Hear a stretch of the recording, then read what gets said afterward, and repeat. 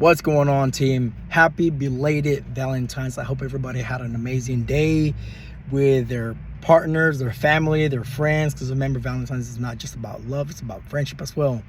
So I got a question from one of you guys, from Deuce, who was asking me about what happens the day after we overeat.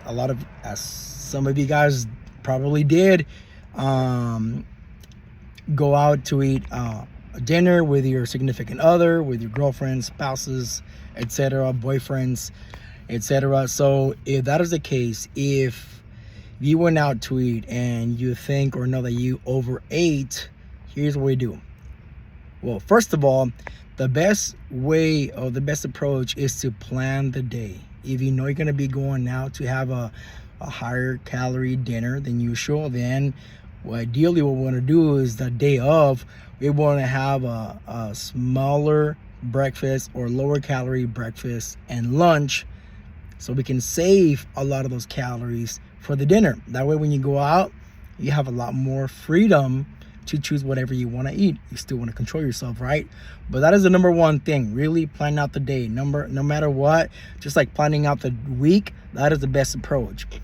Number two, as not everybody, but most of you guys know, because I've told most of you guys, is that we don't have to be on point on every single day when it comes to our caloric allowance, caloric needs. Remember that most of you guys have told that you want to have a range of calories that you want to go to. One day you can be on the lower end, another day you can be on the higher end, and the rest of the days anywhere in between. As long as we're averaging those calories that we want to average, then you're going to be great. With that being said, we use that to our advantage. So again, let's say whatever happened, you didn't plan it out, whatever, you went out to eat, you overate, either deliberately or not. You definitely went up in calories. The scale went up a little bit. So the scale went up the following day. Most likely not all the time, you did go up in calories. So if that is what happened, then what do we do the rest of the day after, or the rest of the week? One or two things. Depending how much you ate, you can just scratch it. And you know what? It was the day I made that choice. It never happens by accident. I made that choice of overeating. I didn't plan it out. I'm going to get back to my diet. Boom. Get back to my calories. Making sure I eat a bunch of fruits and vegetables to fill me up, right? So I can feel satiated, etc. Sometimes after overeating, depending on how much you overate, you might not even be as hungry.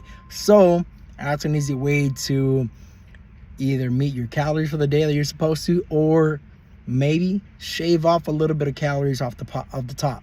So maybe, for example, if you were supposed to be eating 2,000 calories, maybe the day after you go down to 1,800, maybe 1,700 calories. I don't advise for you to go any lower than that, unless you already have some experience. Never, because you might get too hungry, and then maybe the next day, not only for the day, but if you go too low on calories that day after, maybe the next day, let's say tomorrow is Monday, maybe on Monday you're going to be hungrier than what you were today, Sunday. So now you have a ongoing effect, a domino effect of accumulating hunger, because your hormone levels, ghrelin and leptin, are being affected. So if you have some experience, if you're eating fruits and vegetables, you can do that, and that's it. Maybe for a day, 2 days, shave off some calories off the top, and you should be right back on track. That's it, fam. It's not much to do about it.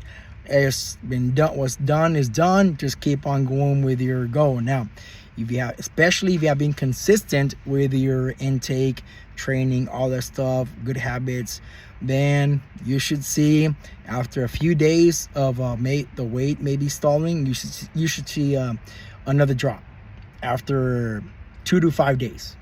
By the end of the week, you should definitely see a drop on the scale if you didn't overdo it, and if you have been consistently dropping weight. So for example, you've lost about 15 pounds in the last 6 weeks, or 14 pounds in the last 5 weeks. So yeah, if you go back to your regular calories, you guarantee by the end of the week you're gonna see a new low.